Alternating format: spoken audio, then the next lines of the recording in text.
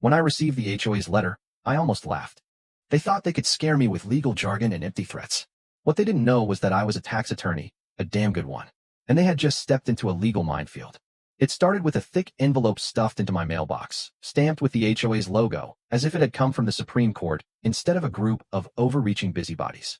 The letter, in its usual self-important tone, informed me that my home business was in violation of community bylaws and must be shut down immediately. I set the letter down, sighing. Looks like we've got a fight on our hands, I muttered. My home business wasn't some noisy auto shop or a daycare with screaming kids. I was a tax attorney who worked remotely. No foot traffic, no signage, nothing that could possibly disturb my neighbors. But Greg Thompson, the power-hungry HOA president, didn't care. He wanted to flex his authority. My phone buzzed just as I was about to draft a response. Mr. Carter, this is Greg Thompson from the Rosewood Estates HOA. I assume you received our notice. He skipped pleasantries. Typical. I did, I replied, keeping my tone neutral. Greg's voice oozed smugness. I wanted to discuss your options before we move forward with penalties. Options? Yes. You can either cease all business activities immediately, or we will start issuing fines. If you refuse, we will place a lien on your property. The sheer arrogance was almost impressive. I appreciate your concern, I said, but I have no intention of shutting down my work. I'm well within my legal rights under state law. Greg chuckled. State law doesn't override HOA regulations, Mr. Carter. We have full authority here. That was his first mistake. I let the silence stretch out. Let him believe he had rattled me. Then, in the calmest tone possible, I said, would you mind putting that in writing? Greg hesitated but then agreed. He had no idea he had just stepped into my trap.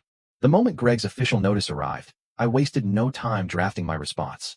I quoted state law, which specifically protected home-based businesses that met certain conditions, all of which I met perfectly. I cited cases where HOAs lost lawsuits for similar overreach. I warned that their attempt to fine me was legally questionable. I sent it via certified mail, ensuring they had to acknowledge receipt. 3 days later, a hand-delivered envelope from the HOA arrived. They weren't backing down. They had scheduled a formal hearing at the HOA board meeting. Fine. If they wanted a legal battle, I was more than happy to give them one. I walked into the community center where the meeting was being held. The HOA board sat at a long table, their expressions smug. Greg was at the center, smirking like he had already won. Mr. Carter, Greg greeted, lacing his fingers together. We wanted to give you a fair chance to defend yourself before we proceed. I took a seat. I appreciate that. Greg slid a copy of my business license across the table. Your business is registered. That makes it commercial. And commercial activity is prohibited under our bylaws. I leaned back, arms crossed. That's not true. A home-based business that doesn't generate traffic, signage, or disturbances is fully protected under state law. Greg's smirk widened. Our bylaws override that. No, they don't. A ripple of murmurs spread among the board members. They hadn't expected pushback. Greg sighed as if dealing with a child. Let's cut to the chase, Mr. Carter. Either shut down your business or we start issuing fines. I stared at him for a long moment before pulling out my own stack of documents. Let's talk about that. I laid out my evidence on the table. Fines issued in violation of state law. Contestable. Placing a lien on my home for an invalid reason. Illegal. Attempting to enforce unenforceable bylaws. This opens the HOA to civil liability. The smugness in Greg's expression wavered. I wasn't just pushing back. I was preparing to bury them. Later that night, I started digging into the HOA's financial records. Something felt off.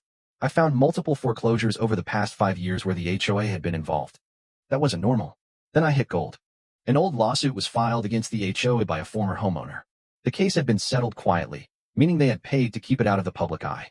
That's when I knew. This wasn't just about my home business. The HOA had been abusing fines to force homeowners into foreclosure. And Greg? He was profiting from it. Armed with evidence, I rallied the other homeowners. I printed out public records showing the HOA's shady dealings and mailed them to every resident. Within 24 hours, my phone blew up with calls from neighbors who had been victimized. That's when I knew Greg wasn't just going down. The entire HOA was. With multiple homeowners backing me, I filed a class action lawsuit against Greg and the HOA. Fraudulent fines, illegal foreclosures, violations of state law. Greg tried to threaten me, but it was too late. The case went to court, and the evidence was overwhelming. By the end of the trial, the HOA was permanently dissolved. Greg was charged with fraud. Foreclosed homes were returned. And me? I won. As I sat on my porch, sipping coffee, my neighbor walked over. You really did it, he said, shaking his head. I smirked. Yeah, and I'm just getting started.